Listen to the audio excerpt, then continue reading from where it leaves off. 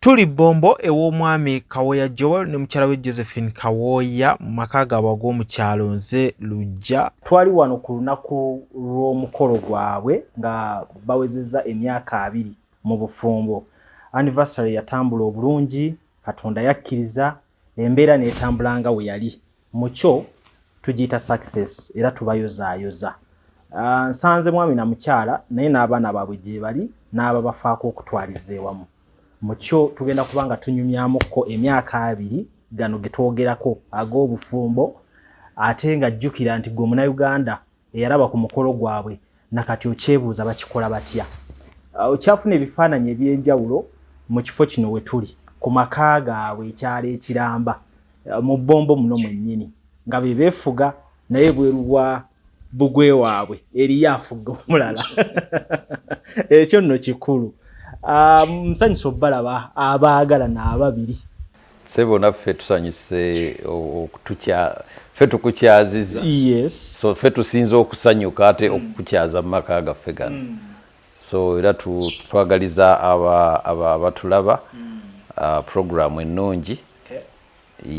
Muweebwe omukisa nga mutuwuliriza. Amiina nnyo. Mukyala wa muno mwoli n'abakyala omugole omugole nange tusanyuse nnyo balaba abalabi ba program tukkiriza nti mugenda kuweebwa omukisa. Amiina nnyo. Okusookera ddala ffe abamanyi nti Katonda akola ebyamagero, ffe abamanyi nti abantu batuuka ku birungi tubayozaayoza. Amanyi ensi erimu baba takkiriza naye ffe tuli ku sayidi y'abakkiriza. Tubayozaayoza bannaffe mwebale omukolo. Amiina, twebaza Mukama. Twebaza Mukama nammwe mwebale ku kavaringa.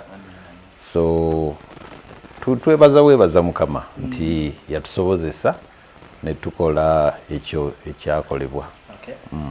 Omukyala Josephine bambuulizeeko abatulaba nga tuli mu maka gammwe gano amalungi. Tubaniriza mu maka gaffe gano ag'omu kyalo, our country home, ekyalo kyaffe.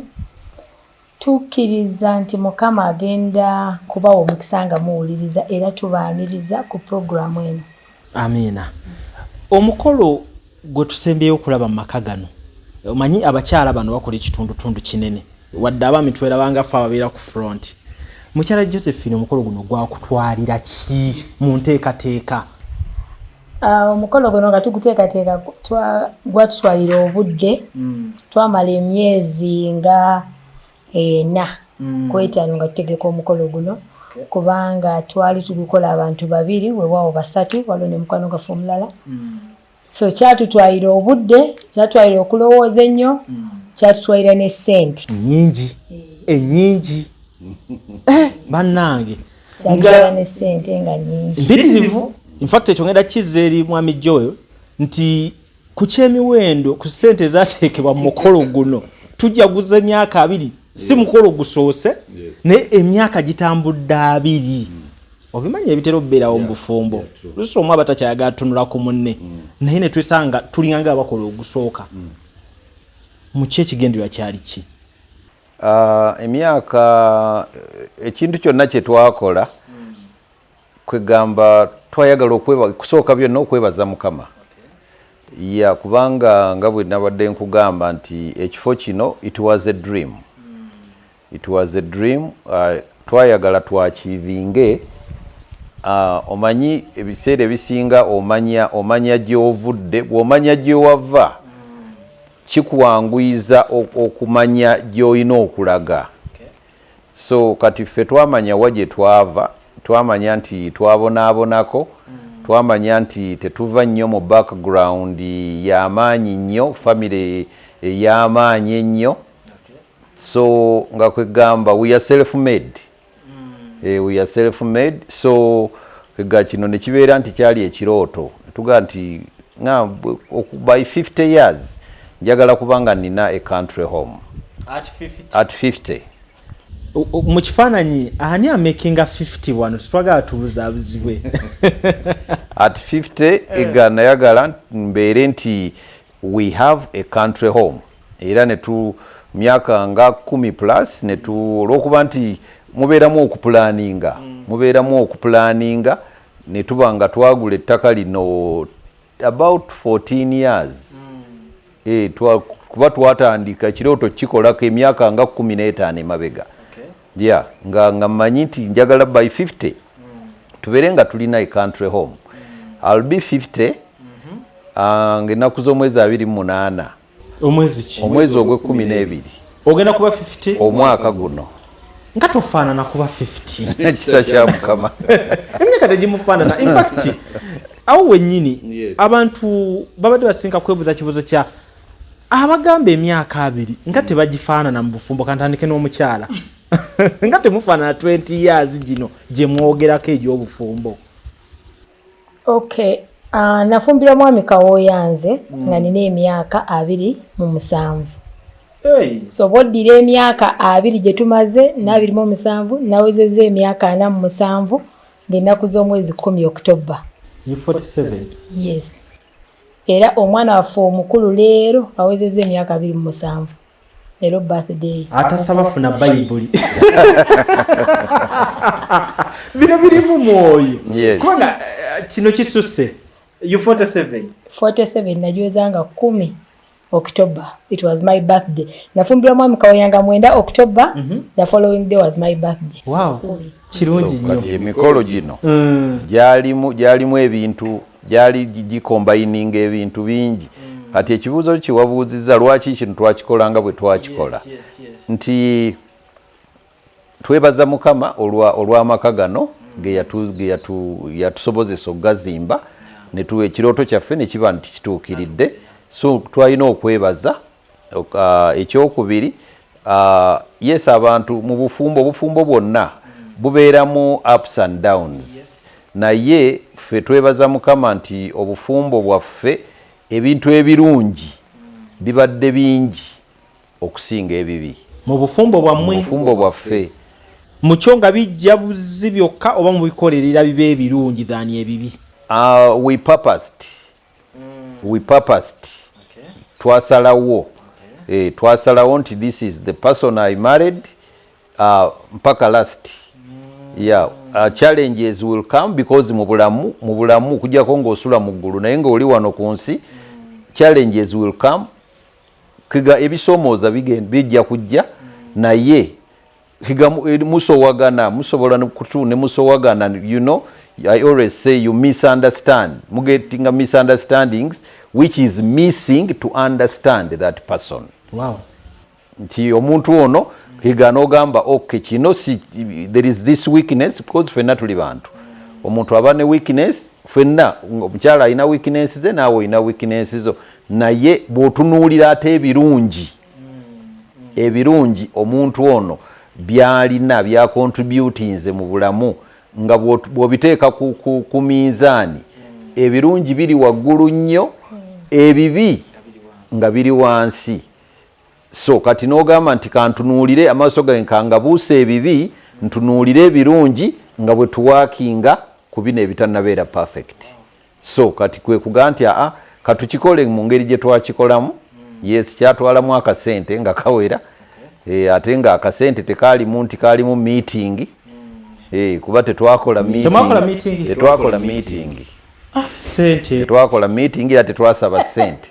Ffenna abalya ne tunywa. Yes.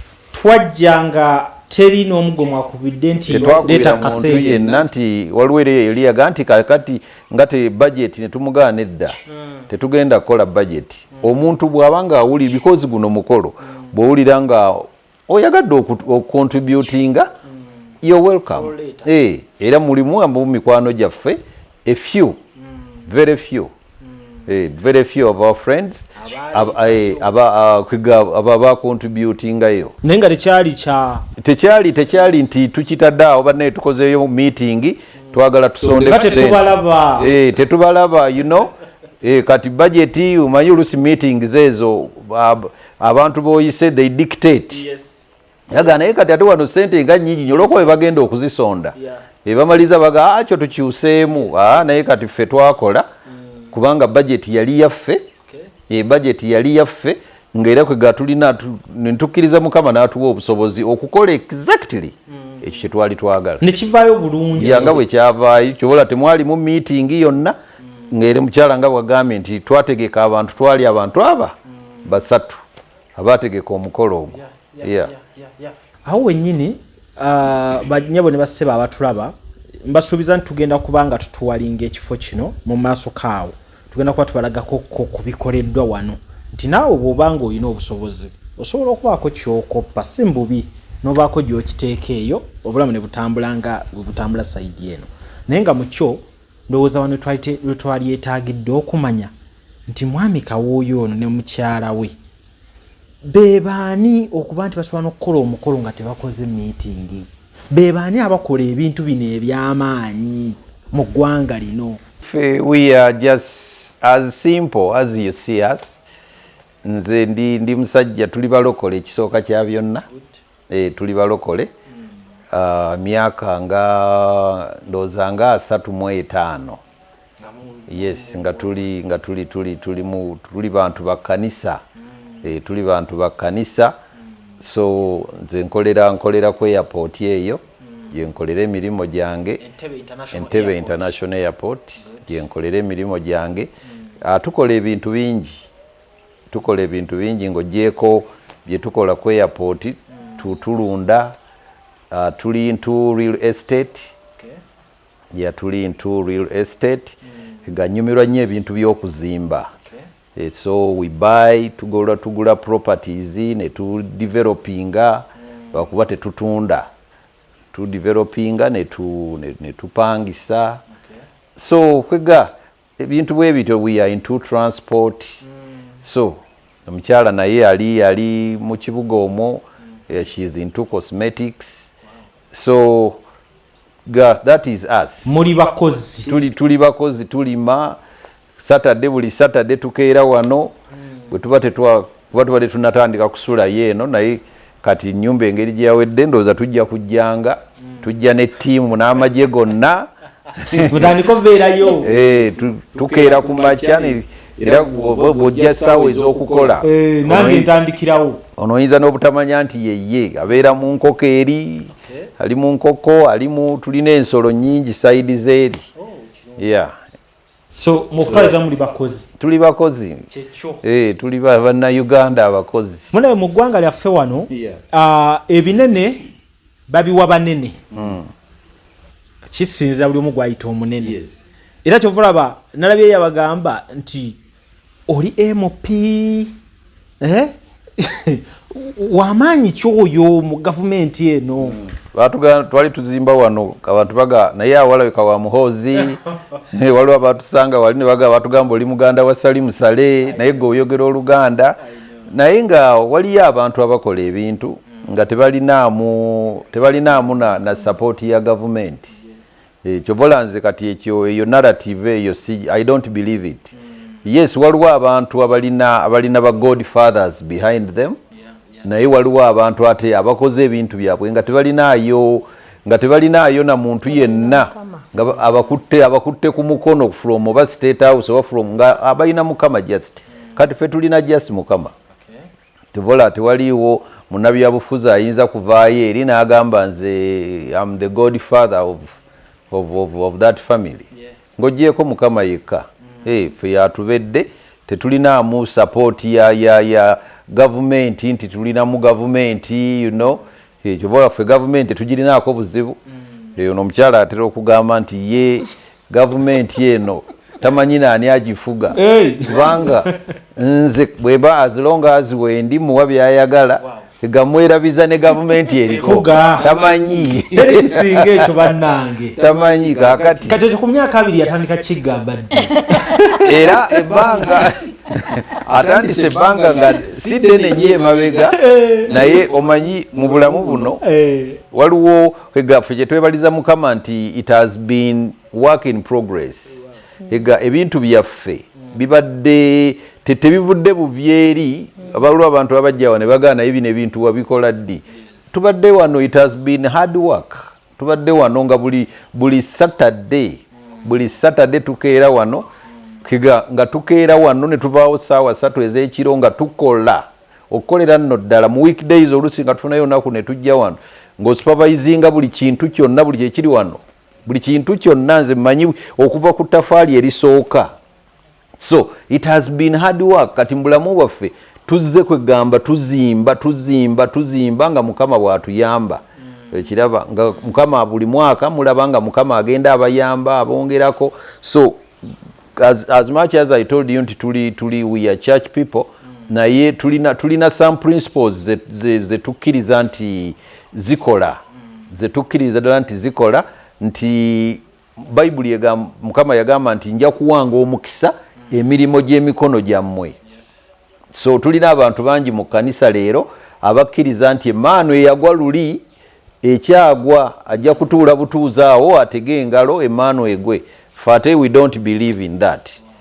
Tukkiriza nti Mukama agenda kuwa emirimu gy'emikono gyaffe omukisa. Tulina okubeerako ekintu kye tutadde mu mikono gyaffe. So tukeera 11 tuba tuzuukuka ne tusaba ne tutandika okukola. Paka kiraba. So tewali tukkiriza nti ojja kuzuuka buzuukusaawo osange emitwalo 2 aga $2 nga gali mu nsonda wali. No. Buli kye tulabye nga Mukama ateekamu aleeta.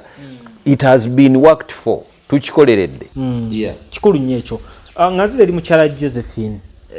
Mwami mpulidde emirimu gye ne wajavudde. Kati nebuuza omukyala w'omukisa gyava ate n'asanga akola ku airport. Kuba mukisa munene. Oluyingira otya mu bulamu kyalibadde kya musajja naye kansooke gy'oli. Gwe biki ebyenjawulo ebyakuteeka in position okuba nti mwami Joel Kawooya akusangawo? Mwami Kawooya ono twasabanga church yaffe eri Ntebe bagiyita Power Center Church, omusumba waffe Bishop Kaisari. So twasabiranga ku church yemu.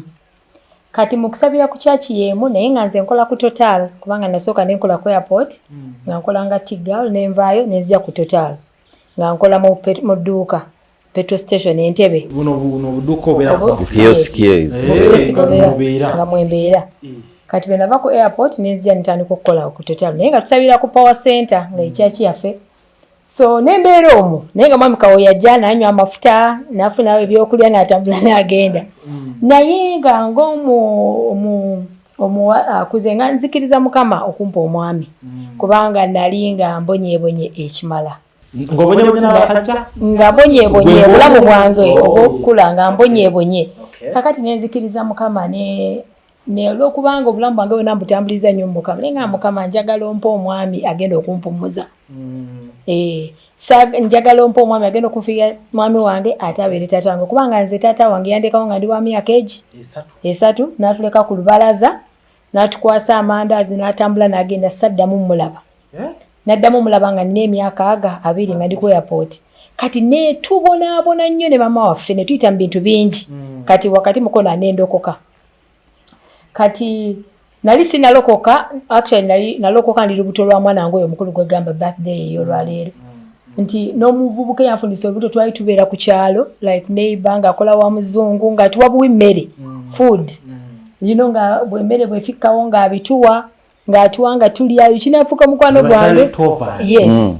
So naye mpita mu bulamu obw'okubonaabona kati bwenkula ne ŋŋamba Mukama nti njagala ompa omusajja agenda okumpumuza kubanga kw'okubonaabona nkulabyeko. So Mukama yali mwesigwa. Nenkiteeka mu bulamu nenteeka mu maaso ga Mukama nenkisigira n'ensigo. So mali ku Total awo nga nkola nga nfuna $7,000 omwezi. But I was faithful that 70,000 nga mpaayo ekiweebwayo nga ate mpaako n'ekimu eky'ekkumi. Ku mitwalo 7. Ate nange nembezaako wakati nga nina omwana kubanga omuvubuka olwangamuga nti ndi lubuto saddamu mulaba. Nga nina okubeezaawo omwana oyo ate nga nekambeeza naye nga ate nina n'okukola principle ya Katonda. Mu kifaananyi temuli taata? Temuli taata w'omwana avudde. Taliimu olwamuga nti ndi lubuto saddamu mulaba kubanga yali abeera wa sister we like nga akolerawo kwega saddamu na kumulaba nembeera n'omwana wange. Kati nempita mu bintu bingi nnyo nze nakamako ku nte nendabirira oyo omwana. Ente wazisangawa? Ku neighbor nga nsobola okufuna amata gemmuwa nenkamenta ya neighbor nga mpa ekikopo ky'amata kimu naki omwana wange nakinywako ennaku nga 3. Ekikopo ky'amata kimu. Kati nali mbonyeebonye mu bintu bingi ne ngamba Mukama I think osobola okubaako kyokola mu bulamu bwange. Eno gye nzize owuwo osobola okubaako kyokola kati ndi ku total nfuna emitwalo 7 mwami Kawooya yajja mulaba kati ng'abeera awo and remember mucho wokolera wayitawo abantu bangi olwo njagala okulaba science wetugenda omutuukirako mwami Kawooya wava mu bangi n'afuuka omu kati ndi ku total ngenda okulaba yajjanga yina n'omuwala omuntu omu gwa dating sijja mwogera nalina omuwala gwe nali ndeetinga mu kifo we yali akulira yali kapa naye ng'ayitawo awo naye nga mbalaba tuyitawo naye awo ng'omuwala yayagala nnyo sumbuusa z'okutotaala kati nga bwe bajja olwokwanza ono nali mumanyi nti wakyaki nga bagula ebintu nga bagenda kati lumu ngenda okulaba nga ajja yekka ng'abeera ajja yekka saamubuuza lwaki ajja yekka kati mba ndi awo lumu ng'ajja nga yasanga mukwano gwange ng'angulira ekirabo kya birthday naye n'angulira n'agenda buno obuntu obwabeerangawo nga ku shoprite omuli amannya ga muntu nga Josephine ekyo ekitegeeza n'agenda n'akaleeta kati bw'akandeetera nanga njaga kutwala out n'antwala ku botanical wana entebe hotel ng'ategesa akameeza bulungi nnyo kati nali abantu bazzeeko ne bandeetingako naye nga si kye nali nzikiririza mukama omusajja omu yantwala awo ku Equatorio n'angamba nti ayagala kumpaza kati yampita out ku date nenzija ku date nali nvudde ku total wenkolera ninye by then taxi zaali za 2,000 naye nze ekyo kye nayiga mu dating nti bw'oba ogenda okudatinga agenda mu nezinaakuza era nagenda n'ebbiri zange ezintwala n'ebbiri ezinziza ogenda nezinaakuza ate bw'ogenda mu date nze nakirina kubanga kwefuulira eyo kati bwentuuka gali namusanga atudde ku saidi ya pool awo ku Equatorio ng'anywa kasoda alina mu kulya buntu n'atandika okuwagala okunkwana ajagala obeere mukyala wange biki naye nga ze talina kyangulira ye ng'anywa nze nga tangulira naye nga nali mwavu naye nga ninamu ekintu ekyo kyasanga saagala nnyo okwemalamu weweebula kaakati ngenda okulanga amaze okulya kati nga maze nga nangamba kati gwe badde ogamba kimuli mudange nenga tosobola nakungulira kasoda kafanta koonywa sirirabe yali anywa nakamirinda orange wadde okungulira wadde okungalinga wabula ngamba ayagala kumpasa kakati bwe twamala n'amala n'ayita waita n'asasula ssente naye nalinamu ebbiri zange oba yali apima bugumu kika kya mukazi bugumu yapima bubi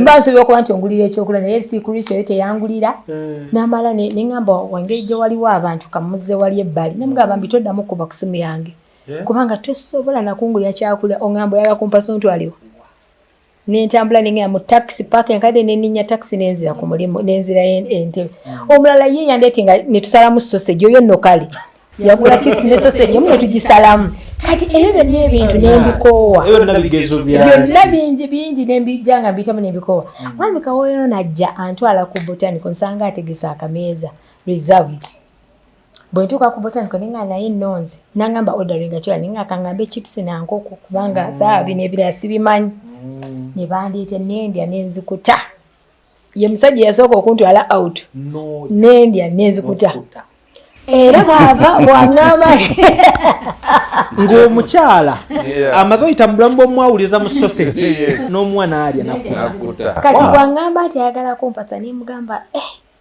muli munda yange nali nzikiriza naye saamulagirawo nti nzikiriza nemugamba naye oyagala kumpasa ekisooka nazaalako nina omwana wange ekyokubiri nalokoka ate saagala nina ebintu bye saagala ekirala njagala tugende batukebere naye nze gwolaba nazaalako ate waffe tuli baavu ye nenkyeta kubanga twali baavu naye abasajja mwami Kawooya ekyo kyakuyisa kitya abasajja tetwagala ebyo kati actually kubanga agenda okuŋŋamba omuwala gwe nali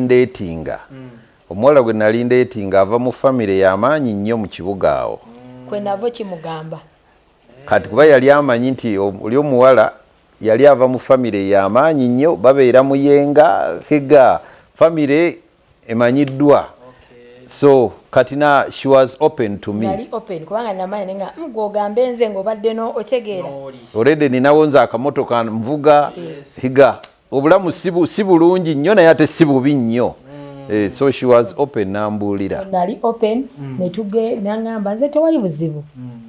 Ngenda okojja nemugamba nja kuddamu nkugambe kasokiriza ebyo ebisatu kubanga ekyomwana nino kimugambira kati twamala okulya ne parking ebintu yange babisigadde ne tugenda ne mutwala eka ajala be waffe bwe tutuuka kajuke kati waliyo masanyalaze tadooba njereere ewakawa ekiwafu ewaabwe jabeera n'enkongona mama nagulawo n'amumulisaamu akataala ajjayo katadooba ani ono nabuuza ani ono so nemuga wano wewaffe nange atofayo wano wenja okujja nemugira naddayo n'akaana kange ne kavaayo awo nekakwasa ebyokulya bye nali nkaleetedde naddayo naye ekiro ekyo seebaka natuulawo muteepaka ku makya neŋŋamba oba teyeekyuse nga tonnatwongera yawo wennyini jjukirawo teweerabirawo omwami Kawooya ntunuulira obulamu nga oli mu kusalawo okunoonya gw'onaabeera naye ffe tutunulira ebintu bingi era abasinga abasajja bwe tuviirawo awo naye nze omukyala eri ddala wandaga nnyo nti mwavu muli ndaba nga tekyanguwa kujja gye ndi oba lwakuba nti nange embeera sikitegeera osikirizibwa otya okusembeza omwavu gy'oli nga gwe Katonda oluusi yali yatandise n'okulaga sayini z'okusituka.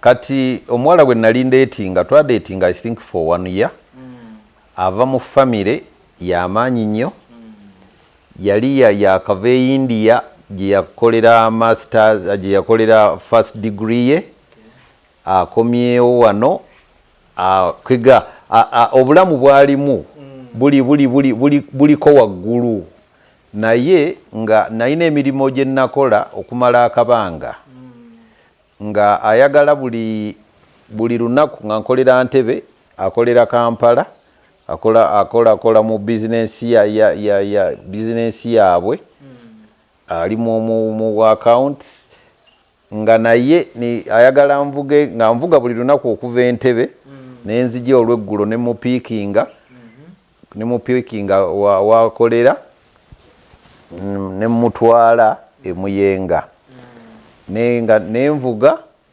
nenzira y'Entebbe buli lunaku mulimu gwali munene mulimu so nga buli lunaku tulina okuyita take away zirina okutambula olumu nga alina okukola shopping agalumu akola ate ye last born mu family okitegeera ye last born mu family aga olumu lwayagala akoleko shopping nga tuyite nakasere eyo ne tugenda bakwata ekisero mugula ebintu mugenda okumaliza kakadde bale myaka na 2 twogera myaka 2 mu spendings kakadde ne mujjuza buutu ne mugenda ne batikula kati obulamu obudde tubeera mu bulamu obwo eganga mu studyinga ne mulaba nalinga mbeera ne sister wange kati nze olw'okuba nali me hustler kiraba ganga buli kintu manyo kikola nze manyo okufumba in that even now chefu waffe amanyi nti I know how to cook totongeta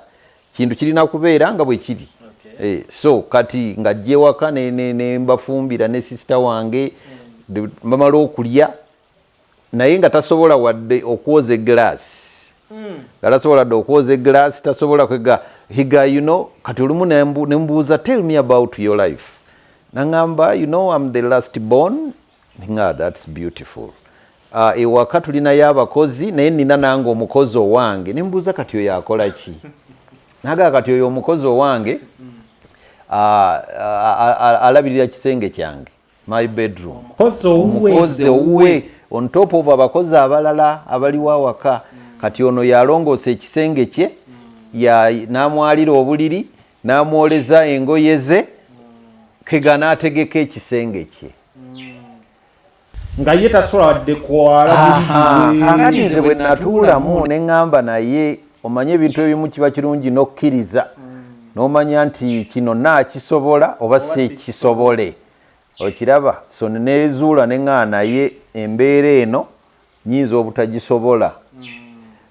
obutagisobola kati nga bw'omanyi nti mu famire z'abagagga mubeeramu obubaga bubeera bungi kati nga almost buli mwezi waliyo akabaga naye nga buli kabaga nina omugulira olugoye olupya ayagala lugoye lupya buli kabaga nga lwammeka olwo eziwera kuba tayambala lwa 10 tayambala lwa 2 nga ziwera kati kwiga nga ayagala okuwasa nga nzikwata out of love naye kwiga ebintu ebigenda nga birabika ebitali nenga naye kwiga buno obulamu ono oba tasobola wadde okwoza eglass tasobola wadde okwoza ekikopo kati tunaamalako tutya so one time ne tubeeraawo ne mbuuza naye almost tugenda maze omwaka mulamba naawe on a daily I'm spending on you sikulabangako ng'oguze wadde ka sweet wadde akatambaala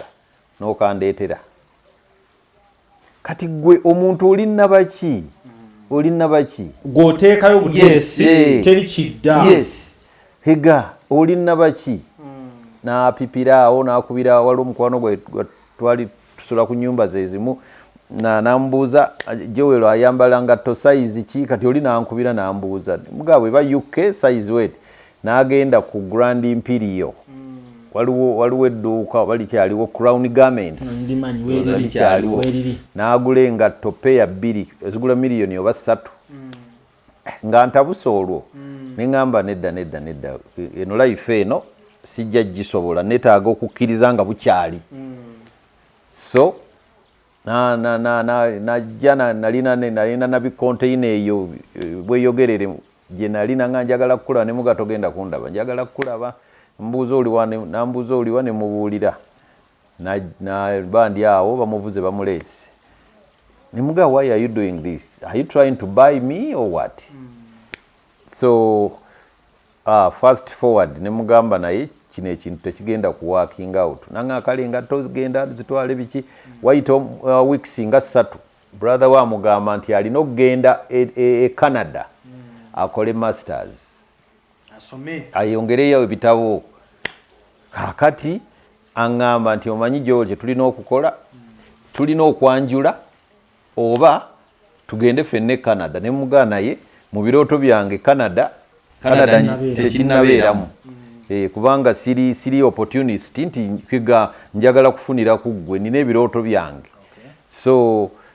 nagamba kati tuno tukole okwanjula yagende Canada asome whatever happens nina okumulinda ng'olyawo olinze so kati ekyo ne mmanya nti kino kiganye era ne tukkiriziganya ne tukita kati awo wensangira ki kuba Josephine nali mulaba but within me neŋŋamba nti onalabika ye muntu omutuufu okusalawo okwo okutwala omwavu kyali affiliated to sente ze wali ofunye olwo mu biseera ebyo kuba nali sinnaba nakufuna nnyo naye nali kwiga nga omuvubuka ninawo akamotoka obulamu nga bwobumanyi obuvubuka nti omuntu oba olinawo kamotoka oba toli bubi so neŋŋamba kuba Josephine nali mulaba nga ndaba muwala mujagujagu ate asaba kwiga nga mumanyi nga mulaba so within my heart I felt like tionalabika ye muntu omutuufu era saamudatinga nze banagamba nti ndatinze okumala omwaka mulamba you wasted time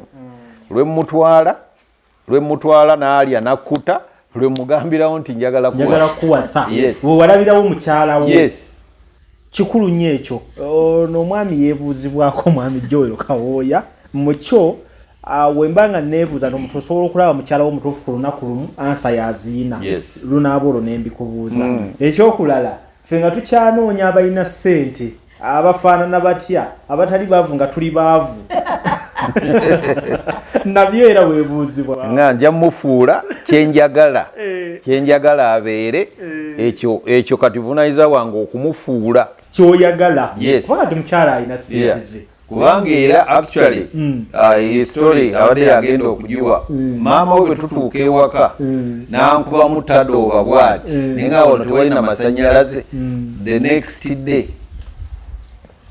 ebyabyogere banyawo ne basaba batulaba tuline abaagalana ababiri omwami Kawooya Joel ne mukyala we Kawooya Josephine tufunye omukisa okuba nga twogerako nabo era nga wano bwe tuli banyawo ne basaba tetunayogera na ku myaka 2 tukyali mu kugatta obulamu bwabwe bwe baatandikira ate paka we bali olunaku olwaleero munzikirize mbawumuzeemukko katono kuba wano we tuli space etumala bulungi okuba nga tubongera obbalaga ku birungi ebiri mu kifo kino bye batuuseeko ate nga tutandika butandisi okunyumya ku myaka gyabwe 2 nga bali bonna bwe bamulisaamu ttadooba